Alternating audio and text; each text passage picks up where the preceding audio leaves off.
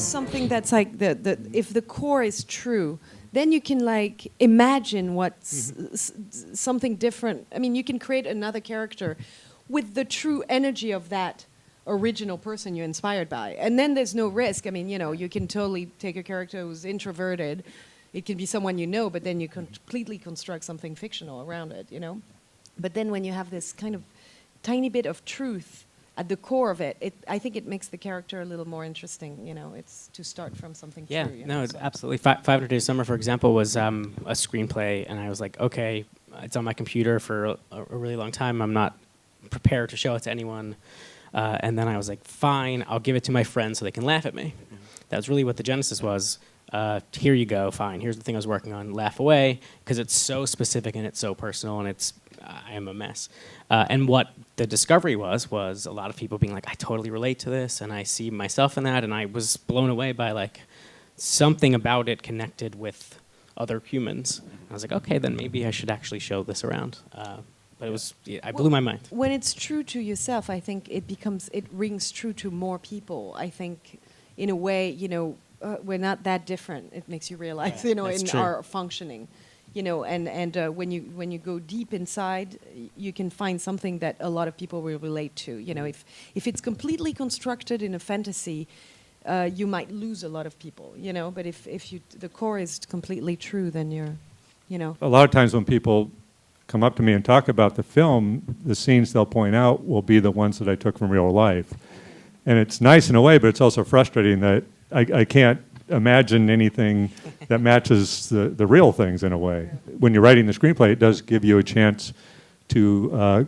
create how you would have liked it to have happened. When you're on set with something you've written, is it just your director's hat, or does your writer hat also come back in? Like, if there's a problem, do you think of it as a writer, or do you think of it as a director?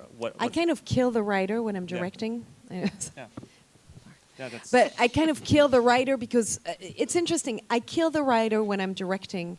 I kill the actress when I'm editing, because if I look like shit, I'll put the scene in if it's good anyway. You know what I mean? Like I have to kind of kill parts of me every time.